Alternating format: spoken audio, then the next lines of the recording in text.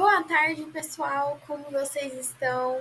Aqui quem fala é a Giovana, eu faço parte do Programa de Educação Tutorial PET Letras da Universidade Federal de Uberlândia.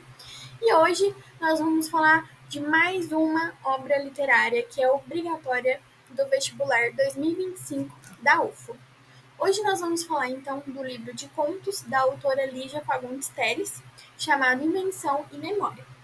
Esse livro é constituído de 15 contos. Portanto, é muito importante que vocês leiam esses contos. Cada conto é uma história diferente, para vocês entenderem cada história, os personagens e fazerem uma boa prova. Bom, vamos lá então? Eu fiz um pequeno roteiro só para contextualizar vocês de como vai funcionar a nossa aula. Nesse primeiro momento, eu vou fazer uma breve apresentação e falar das características do subgênero conto. O conto faz parte do gênero narrativo, no qual nós vamos ter uma história, nós vamos ter espaço, narrador, personagens, todas essas características. Vou passar por essas características para vocês relembrarem uma breve revisão. Depois nós vamos falar um pouco da autora Lígia Fagundes Telles, para vocês conhecerem um pouco ela, e também sobre as suas particularidades estilísticas da autora. O que seriam essas particularidades estilísticas? É basicamente o estilo em que a autora escreve, como que ela se expressa através de suas obras, se a vida da autora tem relação com as suas obras ou não, como é que a gente faz essas interpretações.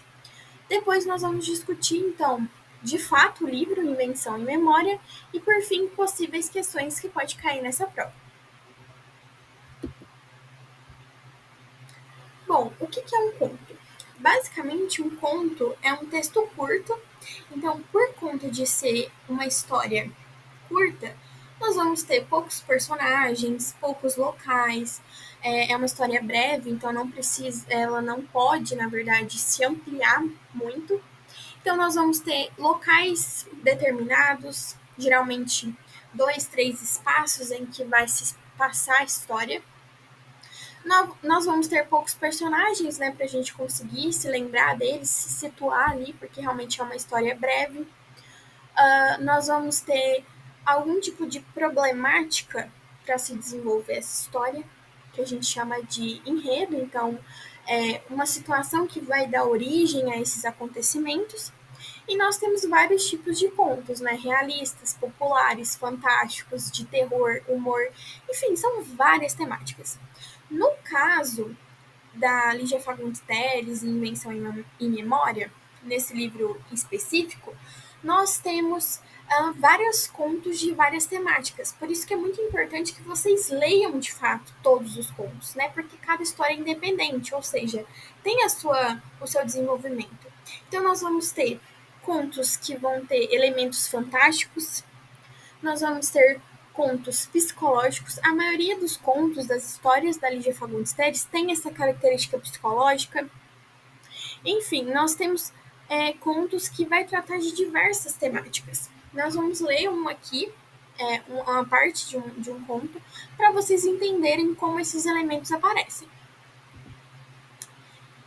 E aí eu fiz só um esqueminha aqui para vocês entenderem a estrutura de fato do conto. Então, nós vamos ter introdução, que é a situação inicial.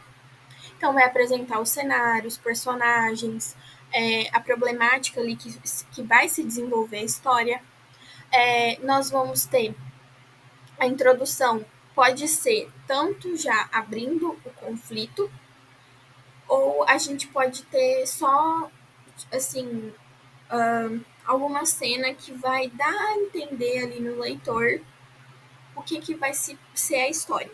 Então, o conto não tem uma estrutura. Segue essa estrutura aqui, né, de introdução, desenvolvimento e desfecho, mas não necessariamente a história ela vai se desenvolver de forma linear. Por exemplo, início, conta um pouquinho da história, desenvolvimento, enfim, tipo assim, os eventos do conto vai ser linear, vai ser tudo direitinho, sabe? Em linha reta. Nós temos contos que pode iniciar já com o final, ou já com uma problemática acontecendo no início e a gente só vai descobrir o que, que de fato está acontecendo lá no último parágrafo do conto. Então, nós podemos ter flashbacks, nós podemos ter fluxo de consciência. Então, assim, é muito importante entender, por exemplo, essas particularidades estilísticas do autor que você está lendo algum conto, para saber se ele costuma ter uma história linear ou se ele utiliza de fluxo de consciência, se ele utiliza de flashbacks, se ele utiliza do psicológico dos personagens para contar a história. Então, nós temos essas características que também podem ser um conto. Então, a gente tem o desenvolvimento, né? O personagem principal enfrenta os desafios, os dilemas da trama. Aí, no desenvolvimento, a gente tem a tensão da narrativa, né? Para chegar no clímax. E o desfecho. O desfecho pode trazer uma reviravolta, pode te surpreender. Você pode terminar o conto e ficar assim, meu Deus, não acredito que acabou assim. Ou se vai te trazer uma reflexão. Geralmente os contos da Lígia Fagundes Telles faz a gente ter uma forma crítica sobre as coisas, faz a gente ter uma crise existencial, a gente ficar refletindo ali sobre uma problemática social. E às vezes o conto pode deixar o final em aberto. A gente não tem um fechamento. Então tem diversas possibilidades. Aí a gente tem o espaço delimitado, então o lugar, né, que se desenvolve a história. Pode ser casa, rua, parque, praça, enfim. E por que nós temos um espaço delimitado? Justamente como eu disse. O conto é uma história breve, então não tem como ter muitos espaços, né? Senão vira uma história gigante e deixa de ser conto. Nós temos o tempo marcado, então aqui está escrito que nós conseguimos saber se o momento da história acontece cronológico ou psicológico. Depende. Por quê? Geralmente, falando dos contos da Lígia Fagundes Telles, a gente tem muito psicológico dos personagens. Então, às vezes, você tá numa cena que é um personagem tendo um flashback, é um personagem tendo uma lembrança, e aí do nada volta para a realidade. Então, você pode ter esses planos, o que pode ficar um pouco confuso. Então, necessariamente, nem sempre a gente sabe o que está acontecendo de fato ali até chegar no final do conto. Mas nós temos esses dois tempos, né? O cronológico, quando as coisas acontecem de forma linear, né? Essa sequência. E o psicológico, quando as coisas não acontecem numa sequência normal, mas sim de acordo com a imaginação do personagem ou do narrador. Aí nós temos os tipos de narradores, que vocês devem saber mais ou menos, né? É narrador observador, que é aquele que conhece a história e não participa. O narrador personagem é aquele que, além de narrar a história, ele também vai ser um dos personagens, né? Ele vai participar. O onisciente, que é o que conhece a história e todos os personagens envolvidos. E nós temos os personagens, né? E como eu disse antes, como o conto é breve, é uma história breve, geralmente para ter alguma reflexão, a gente vai ter poucos personagens. O enredo, o enredo vai contar sobre a problemática, a situação, né, sobre os acontecimentos. Aí, como eu disse, pode ser linear, né, os fatos seguem uma sequência e não linear. Quando os fatos não seguem uma sequência, então a gente pode começar a introdução do conto já pela problemática antes mesmo de apresentar todos os personagens. Ou também você pode começar o conto já com a solução dos problemas, já com o fechamento, eles invertem. E aí, eu trouxe alguns pontos aqui que é importante vocês saberem quando vocês estiverem trabalhando essas obras literárias para o vestibular, que é a análise das obras literárias obrigatórias, ou seja, compreender, ler o edital, compreender esses espaços, os personagens, o contexto histórico e cultural em que o livro está inserido. É importante vocês saberem que na prova não vai cobrar por que personagem tal morreu. Gente, não vai cobrar esse tipo de pergunta. Eles querem saber o seu senso crítico, como que você relaciona o contexto histórico e cultural em que essa autora, em que esse livro está inserido. Por que nesse conto tem uma crítica social? como esse personagem, como a construção da personalidade desse personagem faz parte dos espaços. Esse tipo de pergunta. Não vai ter pergunta, gente, que vai falar por que tal personagem brigou com fulano. Não vai ter isso. É característica dos gêneros literários. Eu acho um pouco chato, eu como professora, eu acho que vocês já devem ter escutado isso na vida de vocês, mas é muito chato a gente encaixotar as coisas em gêneros literários. Por exemplo, falar que um conto é isso aqui, aí tem a receitinha. Isso aqui é uma poesia, tem a receitinha. Porque os gêneros literários, pessoal, não são puros. A gente pode ter um conto que vai ter características de outros gêneros dentro dele. E quando você encaixota os gêneros literários, você limita muito a sua interpretação, você limita a sua visão sobre a literatura. Então, essa questão dos gêneros literários é um pouco chato. Mas, como nós estamos falando de um sistema de provas, a gente não tem que seguir essas estruturas assim, é sempre importante vocês darem uma relembrada das características dos gêneros para você identificar essas especificidades, o que seria a característica do diário, o que seria o romance, o conto, só para vocês terem essas diferenciações um pouco mais claras. E estilo e linguagem dos autores. Na última aula, nós sabemos que a vida pessoal da Carolina Maria de Jesus é muito importante para a construção das obras dela, né? Por exemplo, Casa de Alvenaria, que também está disponível aqui no canal, que é uma obra obrigatória esse ano. Então, é muito importante vocês também saberem o contexto histórico em que o autor escreveu o livro, saber o estilo, se o autor e obra eles se relacionam ou se eles podem ser desconectados, porque assim vocês conseguem saber se o autor usa muitas figuras de linguagem e estudar isso, enfim, é importante. As particularidades estilísticas, né, são as características próprias da escrita e expressão de um autor, artista ou obra. Elas envolvem escolha de linguagem, estrutura, ritmo, tom, vocabulário. Então, por exemplo, lá em Casa de Alvenaria, da Carolina Maria de Jesus, a gente tem muito a presença da oralidade na escrita. A forma como a autora fala, ela escreve. Isso é uma particularidade estilística. Aqui a Lígia Fagundes Telles não. No caso da literatura, por exemplo, a gente tem autores que vai fazer fluxo de consciência, como a Clarice Lispector. A Lígia Fagundes Telles se parece muito com as obras e com estilos estilísticos da Clarice. A gente tem uma prosa fragmentada, que geralmente é quando não tem história linear, a gente tem pedaços, isso chama-se fragmentos. Oralidade, a mesma coisa da Carolina Maria de Jesus, a gente tem lá em Guimarães Rosa. Enfim, aqui nós temos uma fotinha da Lígia Fagundes Telles. Ela fez parte principalmente da geração modernista, de 45 até 70, né, terceira geração. Escritora membro da Academia Brasileira de Letras. Então, assim, as suas narrativas se caracterizam por uma prosa intimista, centrada na dimensão psicológica dos personagens, marcadas por realismo mágico e fantástico, sem perder de vista a visão política. Então, a Lígia Fagundes Telles, gente, ela era muito política, ela trazia a realidade social nas suas obras, então é importante entender o que estava acontecendo de 45 a 70, por que ela faz parte, né, do modernismo, quais são as características desse tempo, esse contexto histórico social.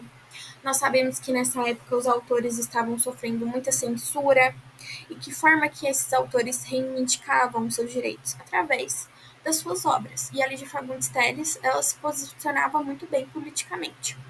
E aí ela fala, né, a própria Lígia, sou, como escritora, uma testemunha desse nosso tempo e dessa nossa sociedade. Aí, como eu disse para vocês algumas particularidades da Lígia, ela vai trazer a psicologia dos personagens, então o conto dela não segue uma estrutura linear. Alguns sim, mas a maioria não. Ela sempre foca muito em flashbacks, fluxos de consciência, uma narrativa fragmentada, né? Psicológico dos personagens. A gente sempre vai ter temas existenciais e sociais, vai fazer você refletir sobre as coisas. e principalmente sobre a nossa sociedade, repressão política e convenções sociais que aprisionam esses personagens. E aí nós temos o, o livro, né, Invenção em Memória, ele faz parte, ele tem, né, 15 contos.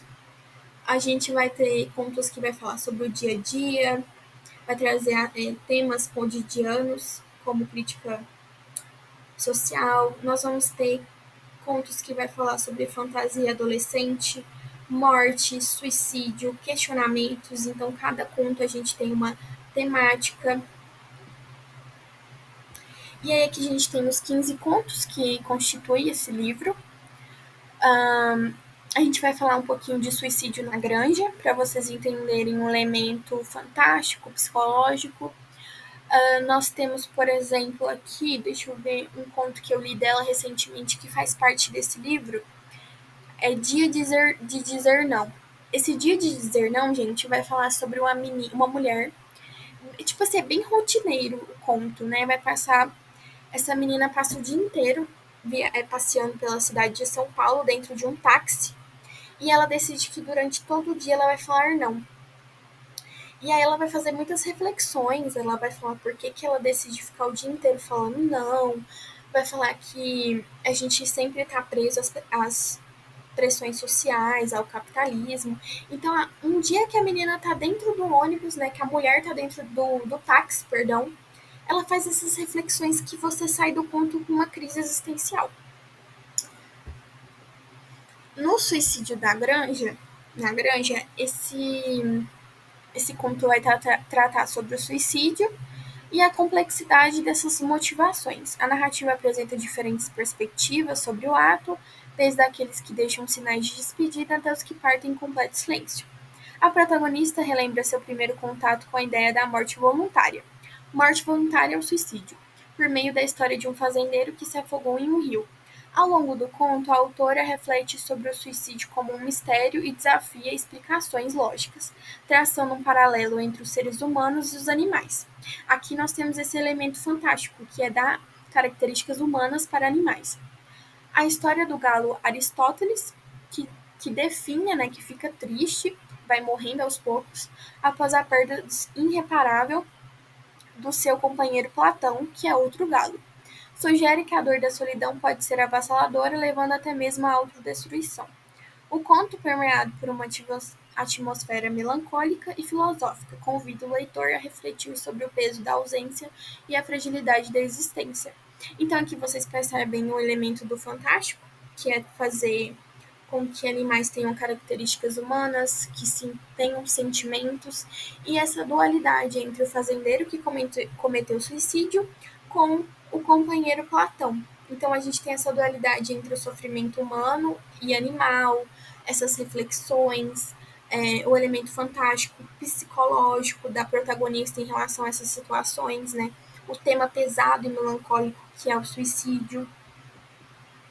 Então a gente tem essa narrativa curta, narrador em primeira pessoa, construção de uma atmosfera reflexiva e melancólica, desenvolvimento de um conflito central, que é a temática no suicídio, nesse caso, utilização de cenas fragmentadas e flashbacks. Então, ao mesmo tempo que a protagonista está ali naquela galinheiro com aqueles animais com características humanas, tem o flashback dela se lembrando do fazendeiro que se matou, final impactante, simbólico, sem resolução, né, explícita. Ou seja, a gente não tem um fechamento ali, tipo, é isso aqui o fechamento, é uma coisa mais aberta. E aí eu trouxe duas perguntinhas abertas para vocês entenderem mais ou menos como que cai essas perguntas aqui, no caso, na segunda prova, né, porque a primeira é fechada e a segunda é aberta. O papel da indagação na construção do sentido do conto. Ou seja, para vocês pensarem que não vai cair perguntas sobre personagens no sentido por que personagem tal era amigo de um galo, por que o fazendeiro foi lá e se matou. Tipo assim, umas perguntas que às vezes são óbvias. Ai, por que tal personagem brigou com o outro? Não são essas perguntas. Olha como é que é. Ao longo do texto, ao longo do conto, há uma forte presença de perguntas. tanto diretas quanto implícitas, que contribuem para a atmosfera de mistério e reflexão sobre o suicídio. Como a estrutura interrogativa, percebam que tem a ver com a estrutura da narrativa, influencia na percepção do leitor sobre o tema abordado. No caso, vocês têm que ler o conto, né, Suicídio na Granja, para entender como que essas perguntas são feitas. Ao longo desse conto, a protagonista vai fazendo perguntas. Você, enquanto leitor, pode entender as perguntas para você, enquanto interlocutor, ou perguntas que a protagonista está fazendo, assim, refletindo sozinha. Então, nós temos perguntas no conto, nós temos a questão do mistério, né, do suicídio, que a pessoa se mata, a gente não sabe o que ela estava sentindo para ter esse ato, então tem um mistério. E como que essas perguntas vai refletir nessa percepção sua enquanto leitor, essa estrutura interrogativa. Então aqui, é claro que aqui vai estar aberto para diversas interpretações, né? Todo mundo vai interpretar o conto de uma forma. Mas aqui é você relacionar essa estrutura do conto de forma interrogativa, essas perguntas reflexivas que vai aparecendo no conto, com essa percepção do leitor em relação ao tema abordado. Como que essas perguntas da protagonista se relacionam com o suicídio e você, enquanto leitor, interpreta essas duas coisas. Beleza? E a segunda é função simbólica dos espaços na narrativa. A gente sabe que o conto tem poucos espaços, porque é uma narrativa breve. Como que a gente relaciona esses espaços, esses lugares físicos, com o conto? Que função simbólica tem? Que forma metafórica tem? O conto apresenta diferentes cenários: o rio, a chácara, a fazenda, a granja. Cada um desempenhando um papel na construção do enredo. Então, cada lugar aqui desempenha um papel no conto, né? Quando tá no rio, quando tá na chácara, na fazenda e na granja. De que maneira esses espaços, os espaços físicos, dialogam com a temática da morte e do luto? Como que a gente pode relacionar o rio, onde o fazendeiro se matou, com a morte e o luto? Como que a gente relaciona a granja, que tem esses animais com características humanas, com o luto? Então, são interpretações, são elementos do conto que você tem que ir juntando para construir a sua resposta. Então, vocês percebam que não são perguntas simples, no sentido de por que o galo chama Aristóteles. Você pode até falar sobre esses nomes, né, do galo chamar Aristóteles e o outro Platão, porque está colocando o nome de pessoas em animais. Então, pode ter uma reflexão, você pode fazer uma contribuição na sua resposta com esses nomes, mas não necessariamente é isso que as perguntas querem. Por que chama Aristóteles? Por que se passa numa chácara? Tipo assim, no sentido de ser uma pergunta superficial. Não, a prova é que é a sua interpretação, quer ver se você leu o conto, se você relacionou personagens, espaço, estrutura, o tema e como que você juntou tudo isso e interpretou. É isso, gente. Foi bem breve, mas para vocês terem noção, assim, relembrar o conto, saber um pouco sobre a autora e sobre o livro, e também entender como que essas perguntas, essas indagações aparecem numa prova de vestibular. Nós temos no canal outros vídeos sobre as obras literárias obrigatórias do vestibular 2025 da UFO, como Casa de Alvenaria, O Verdugo, O Caraíba, Coral e outros poemas, se eu não me engano, da Sofia Breno Meller, com a professora Sara, com o professor Guilherme, e agora nós temos da Lígia Fagundes Telles, Invenção em Memória. Um beijo, curte, compartilha, se inscreve no canal e nos siga no Instagram, Pet Letras UFO, para nos acompanhar nas demais atividades. Beijo!